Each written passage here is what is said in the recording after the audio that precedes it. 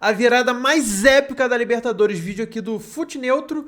Eu já deixei meu like, inclusive, já tinha deixado o like. Fica aí like. Aqui, ó, canal Futebol Neutro. Eu já sou inscrito, inclusive, se você curtiu o trabalho dele, vai lá no canal dele, prestigia o trabalho do cara, porque é sensacional. E também deixa o like aqui, que é importante, beleza? Vambora lá. A virada mais épica da Libertadores. Cara, eu lembro desse Stormtrooper aí, ele entrando. Eu lembro que eu não entendi nada, eu tava nervoso. Falei, que porcaria de Stormtrooper é esse? Até hoje eu não sei se foi por algum filme, foi por algum jogo. Se você souber, já deixa aí nos comentários, porque eu, sendo bem sincero, eu não faço ideia porque esses caras entraram no campo. Obviamente, como ação de marketing, né? Mas vambora. Uma velha lenda no futebol. Aquele que toca na taça antes da final, jamais a levanta. E o homem tocou, né? Só que ousaram desafiar a lenda. Ele toca... Cara, eu lembro que quando eu vi isso, eu fiquei revoltado. Porque realmente tem essa lenda, tu não pode tocar na taça, porque dá azar. Tipo, todo mundo que toca na taça sem levantar nunca ganha ela. E o Gabigol, ele quebrou essa mística. E logo o cara que tocou na taça foi o cara que fez história. Nossa. Mas ele não estava sozinho.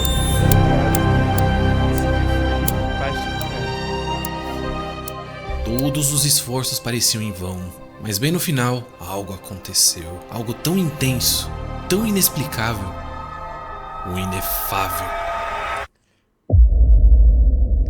Vindo de uma reformulação desde 2013, o Mengão conseguiu se reorganizar e foi premiado com a possibilidade de contratar jogadores de grife em 2019. Arrascaeta, Gerson, Bruno Henrique, Gabigol, Rodrigo Caio, Pablo Mari, Felipe Luiz e Rafinha. Do outro lado estava o atual campeão da Libertadores, o River Plate, que venceu... Detalhe curioso, né?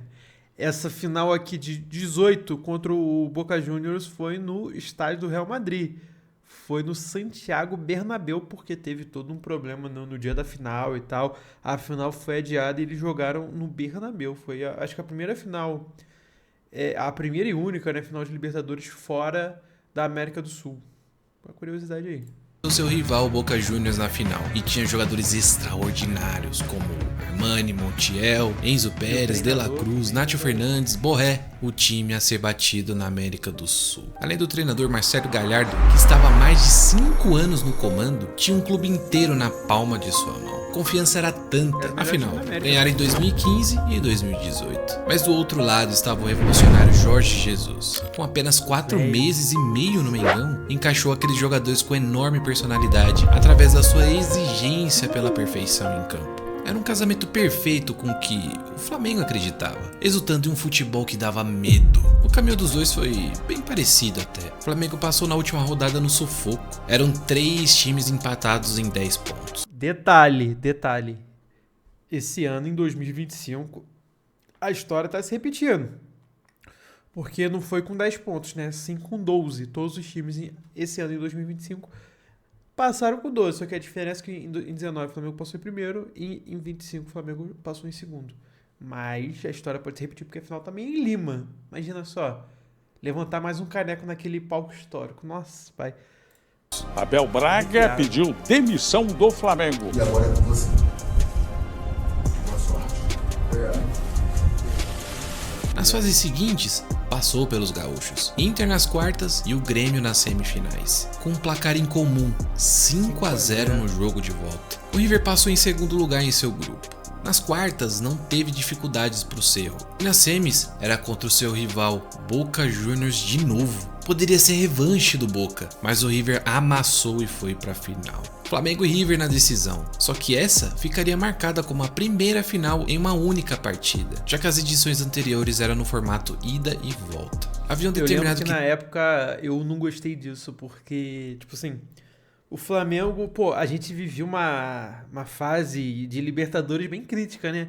Que tinha aquele negócio, a gente não passar das oitavas. Quando a gente conseguia um milagre de passar da fase de grupos, a gente sempre caía nas oitavas. Era tipo assim, a sina, caraca, a gente sempre cai nas oitavas. Quando se classificava, né? Porque não era todo ano que a gente jogava Libertadores. Agora a história é bem diferente. E quando a gente conseguia passar da fase de grupos, caía nas oitavas. Eu lembro daquela cena até hoje, né? Daquele gol que a gente tomou, acho que na altitude, sei lá. Nossa, da cara do Rafael Vaz olhando, tipo, pô. Eu acho que era só ganhar aquele jogo, sei lá, não podia perder ou só empatar. Mas era uma época que a gente era muito traumatizado com essa questão das oitavas, né?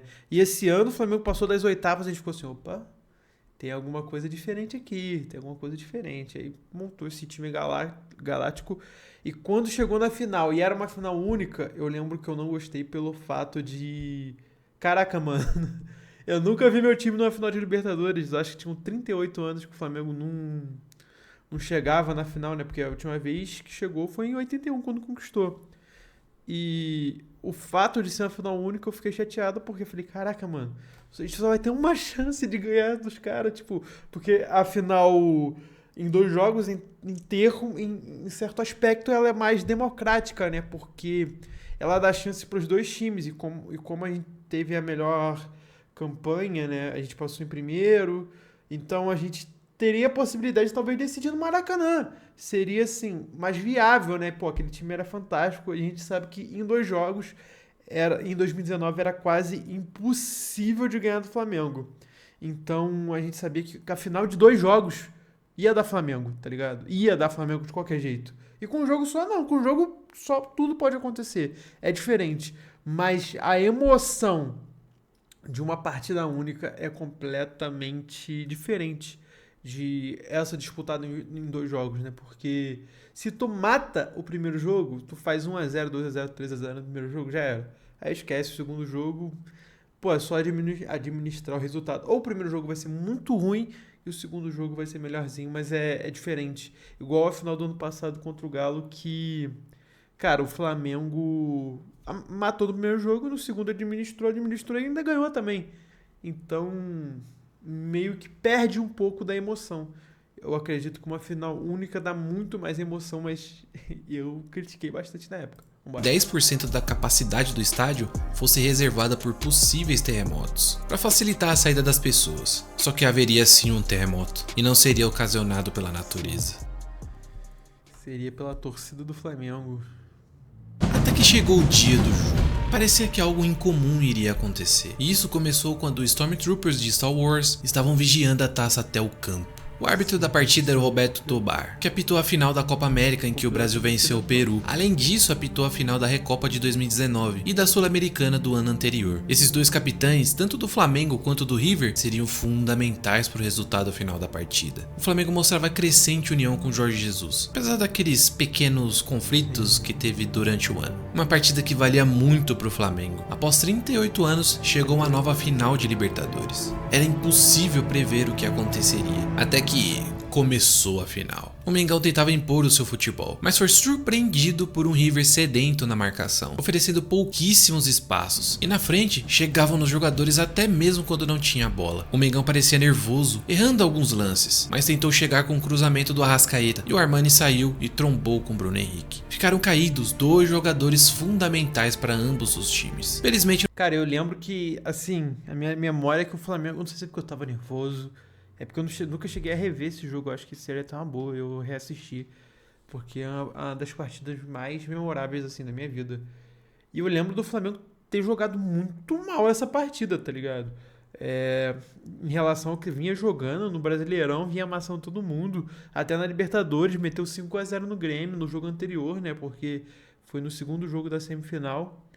Só que, cara, esse jogo foi... É porque também é o River, né? O River do Galhardo era fantástico. Mas eu lembro do Flamengo jogar muito mal essa partida, assim, foi muito fora da curva do que o Flamengo vinha fazendo.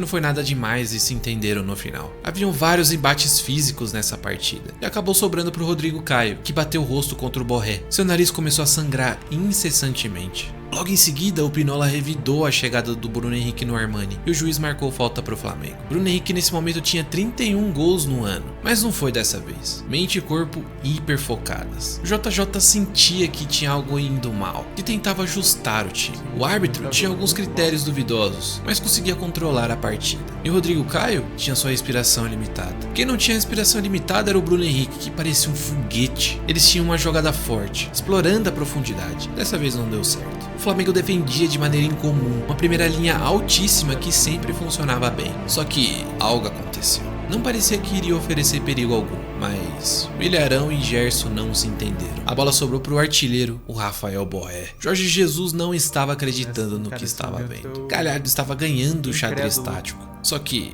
tática jamais vence talento em grandes dias. Porém, esse grande dia não parecia ser aquele momento. O River continuava em cima, marcando mais firme do que antes. Galhardo gostava do que via, mas parecia se preocupar com alguma coisa. O Flamengo não conseguia chegar com perigo, e foi a vez do Felipe Luiz sentir na pele a raça do Montiel. E posteriormente, daria uma Copa do Mundo pra Argentina. Isso é muito doido, né?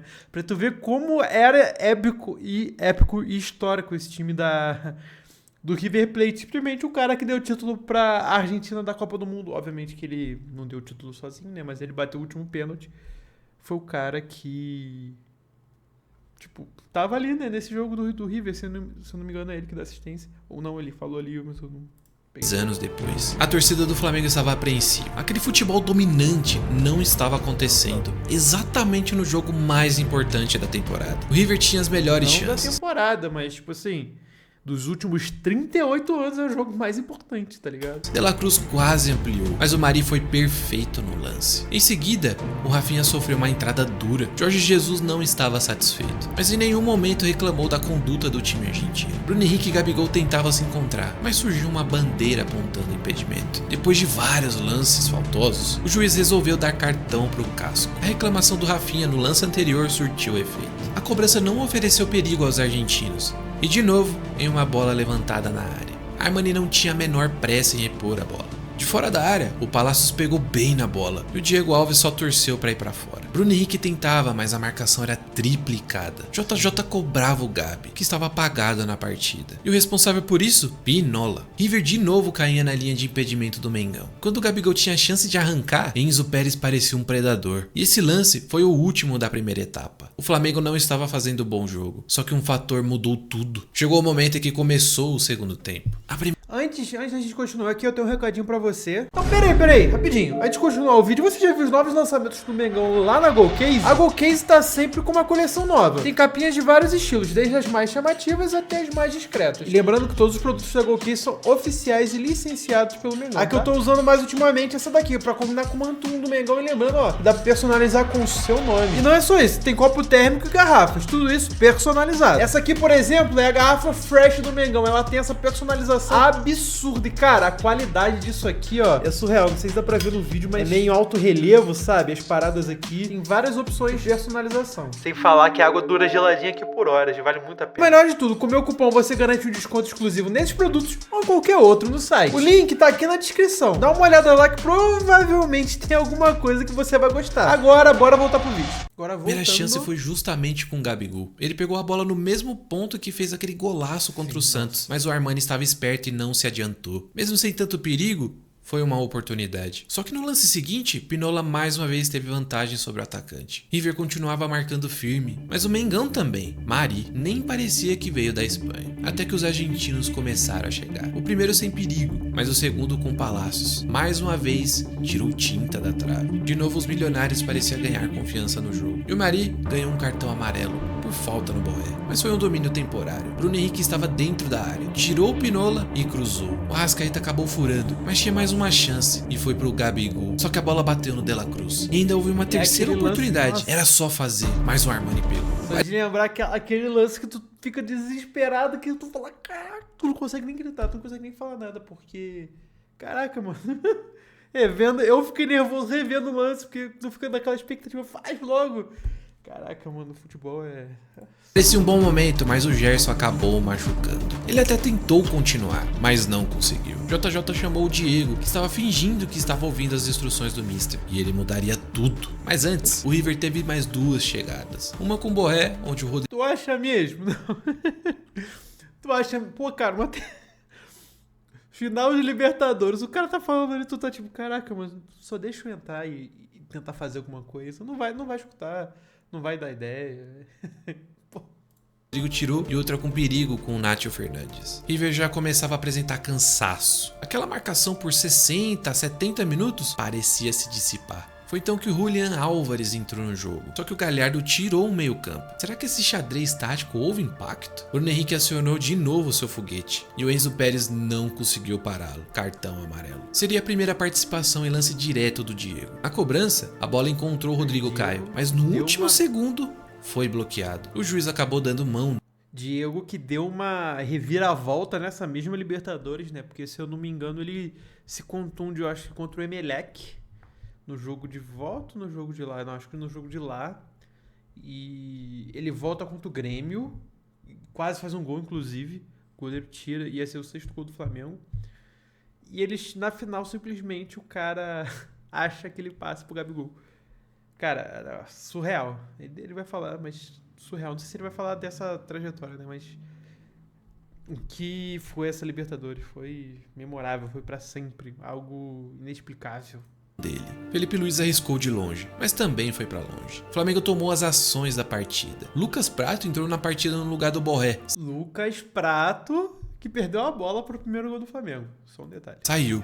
E naquele momento, era o herói da partida. O herói do título do River. Mas tinha muito jogo. E o Gabigol estava armando o chute, mas achou o Everton Ribeiro. Ele levantou a cabeça e lançou pro Arrascaeta, que tentou um voleio, mas ficou na zaga. Por falar em zaga, Galhardo tirou o lateral. Inclusive um lance de muito preciosismo, né? Porque olha só. Que tentou um voleio, mas achou o aqui o Everton Gabigol Ribeiro. já podia, ó. Ele levantou, já podia bater. Tá certo? Tava muito marcado, mas podia bater. A cabeça aí e lançou pro Arrascaeta. O Everton Ribeiro também podia bater porque ele tinha qualidade pra isso. Tava marcado. Ou ele podia limpar e bater também. Mas era aquele negócio do nervosismo de tu tentar fazer da melhor maneira possível pra ajudar a equipe. Que tentou um voleio, mas ficou na zaga. Por falar em zaga, Galhardo tirou o lateral Casco e colocou um zagueiro, o Paulo Dias. Mari lançou pro Gabi, mas o Armani já estava nela. Ele queria a bola no peito e o Mari entendeu o recado. Prato entrou e parecia atender a saída do Borré. Finalizou de fora da área, que acabou indo pra fora. O jogo ficou aberto. Gabigol tentou passar pro Bruno Henrique, só que parou de novo no Pinóquio. Rafinha recebeu cartão após dar pontapés no Prato. Tá vendo? Ele até cansou. O Palácios ainda estava inteiro e após o Felipe Luiz perder a bola, finalizou mais uma vez. De novo pra fora. Pinula ganhou mais uma vez do Gabigol. Tudo indicava que esse duelo seria mais vantajoso pro argentino. Não, e pra tu ver como que são as coisas, como é o futebol, futebol. O cara tava fazendo a partida perfeita. Não deixando o Gabigol passar, não fazendo nada. Tipo assim, o cara tava acabando com o Gabigol. Essa é a verdade, ele acabou com o ataque do Flamengo. Só que em um lance, um cara que era pra ser talvez um dos heróis do título, o cara se tornou simplesmente talvez odiado por eles e amado pela gente, porque foi ele que deu aquela cabeçada pro Gabigol fazer. Pra tu ver, o cara acertou o jogo todo, mas um erro foi fatal pra acabar com o possível título do River Plate e dar o título ao Flamengo. River queria matar o jogo e atacava com 5 jogadores, mas não tinha forças. O jogo estava tenso e todos sentiam. A torcida do River, que já vivenciou títulos de Libertadores recentes, parecia sentir aquela tensão, tipo, caraca, eu não acredito, cara. Pô, tanto tempo na final de Libertadores, depois de tanta reconstrução, um time mágico, o melhor time que eu já vi na minha vida, pô, vai perder a Libertadores. Assim. Caraca, não, foi. Pô, eu tava muito triste. Mas depois, meu Deus. Tinha medo, aflição, temor. E veja bem, 6 jogadores atacando. E o armador, Lucas Prato. Era a oportunidade perfeita. Pô, foi mal, rapaziada. Eu vou voltar aqui porque eu marolei. Mas quem perdeu a bola, o que eu falei? Justamente o Lucas Prato. Vou voltar aqui pra escutar o que ele falou também. Títulos de Libertadores recentes, parecia sentir medo, aflição, temor. E veja bem, 6 jogadores atacando. E o armador, Lucas Prato. Era a oportunidade perfeita para o Mengão se aproveitar. E foi exatamente o que aconteceu. Iniciou-se o contra-ataque. Parecia um lance normal. Mas de repente, com 3 toques, foi o suficiente para recolocar o Mengão na decisão. Caraca, mano. Nossa. Ainda tinha jogo, o roteiro da decisão estava sendo reescrito. Eis que o Diego faz um lançamento carregado de fé. A disputa no alto era Pinola e Gabigol. Tudo indicava que o Pinola ganharia mais uma. Mas o improvável aconteceu. E ali surge um predestinado. Gabi...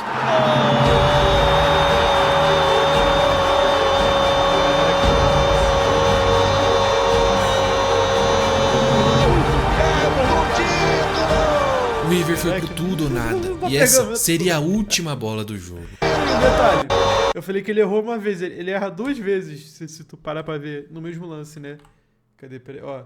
Pinola e A Gabi. primeira cabeçada ele erra, ó, peraí, ó. Eis que o Diego faz um lançamento Viu? carregado de fé. A Ele tenta disputa dar uma no cabeçada pra trás pro goleiro, mas ele erra.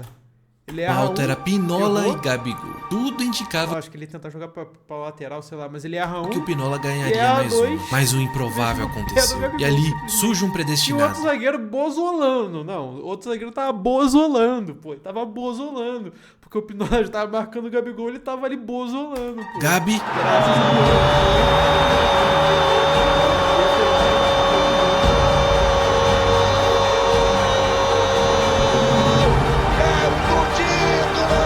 O River foi pro tudo ou nada, e essa seria a última bola do jogo. Jorge Jesus nunca tinha sentido algo assim, mas ali, naquele instante, ele compreendeu. Desde o primeiro dia na Gávea, ele disse que conquistaria a América. E sempre acreditou nisso, mesmo após a eliminação pro Atlético Paranaense, quando tudo parecia improvável. Era improvável fazer aquele time jogar. Era improvável jogadores cheios de personalidade se encaixar. Era improvável ganhar a Libertadores. E ali estava, faltando pouco menos de 1 minuto para conquistar a América. Eles passaram a segurar a bola no ataque. E então, finalmente, o juiz apitou. Flamengo bicampeão da Libertadores. Nossa. Cara, que espetacular. Vou colocar aquele vídeo do Diego Ribas. Esse título tinha tudo que um bom roteiro precisava. Um desastre no começo, um meio incerto e um final de tirar o fôlego. E naquele 23 de novembro de 2019, o impossível ajoelhou diante do Flamengo. Sensacional. Cara, porra. Eu tô arrepiado, cara, só de rever isso aqui. Deixa o like, se inscreve e até a próxima. Espero que vocês tenham gostado desse react. Valeu, rapaziada. Tamo junto.